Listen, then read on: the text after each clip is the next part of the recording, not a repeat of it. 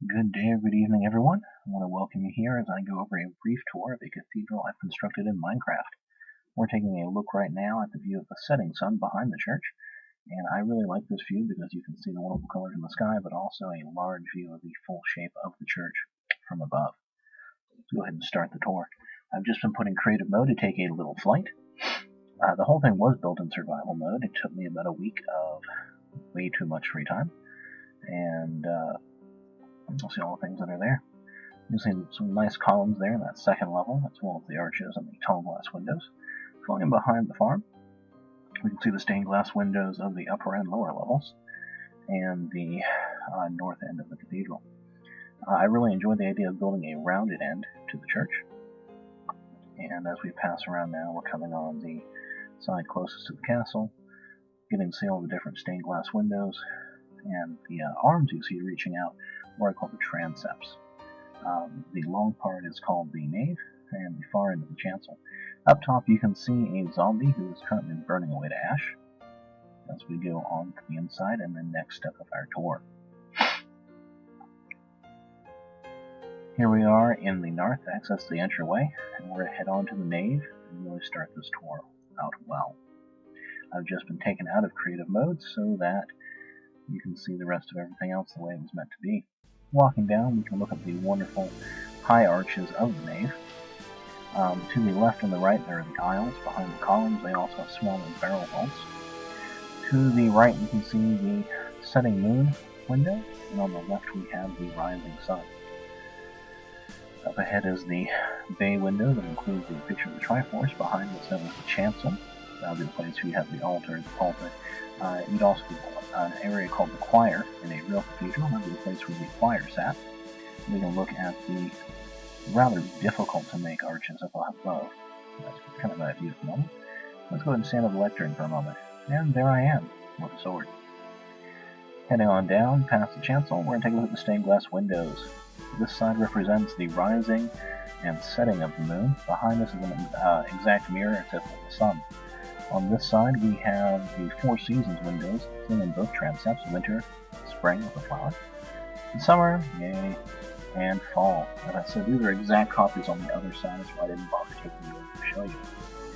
As we head out of the nave, we can see the final 5 windows in stained glass. I named these after the Hogwarts houses. We have Hufflepuff, and then we have Gryffindor, and couldn't quite get gold, so we had to go with red and yellow, and moving to our sword, Ravenclaw, choosing the bronze and blue, and silver and green for Slytherin. Heading back to the narthex, we're going to take one of these doors to our left and head up to the spiral staircase, which will take us to the second room of the cathedral. These next rooms will not usually be inside of the cathedral itself. They might be part of an outbuilding nearby. I happen to have the space, so I stuck them inside. First, we have the sacristy. The sacrist was the person in charge of all the physical parts of the church, including the treasures. We have stained glass, building materials, precious metals and redstone, foodstuffs, loot, crafting supplies, and farming supplies. The sacrist will also be in charge as well as the physical building of the cathedral itself. And here is a dormitory with rooms for 5 people and personal belongings. Not that monks would have any of those, but we're in Minecraft. Let's close that door and head on upstairs again. That wonderful window lets us look back into the nave of the church.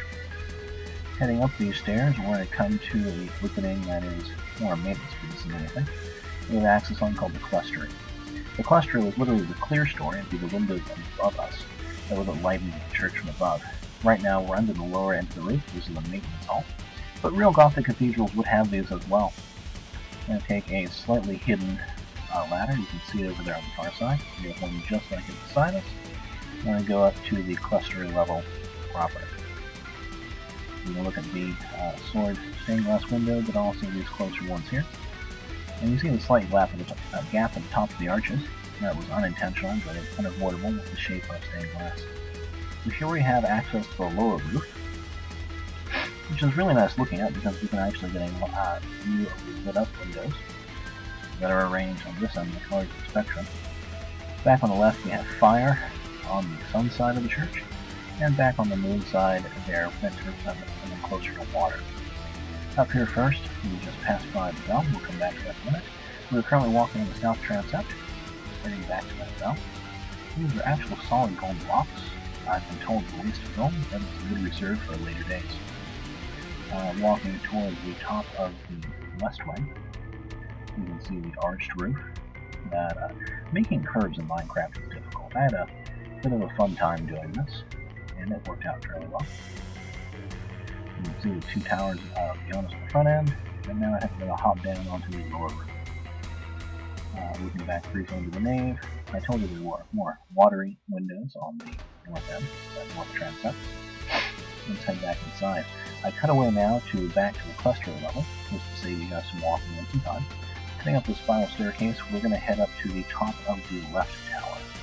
This was the right end, actually. Popping up, we have two note blocks that are encased with all their wiring under this protective cover. There's a button below that you can hit at the front of the cathedral that makes a ding-dong sound.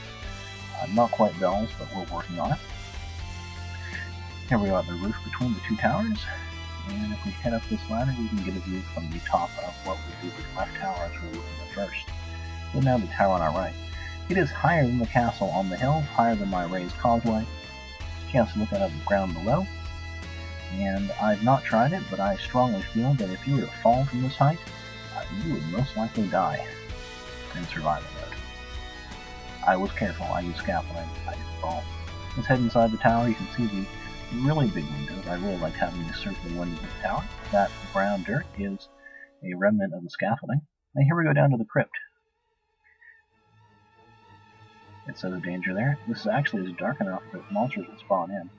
Inside this mausoleum, you can see bones in that sarcophagus and rotting meat in this one. Let's head into the darkness and see if there's anything in here. I've had creepers spawn down here, skeletons, of course zombies. It's too short for Enderman, I think. Nothing here today, so we'll head on back out and back up to the surface. I do want to thank you all for visiting the cathedral. I hope you've enjoyed this video, and I really enjoyed making the cathedral itself.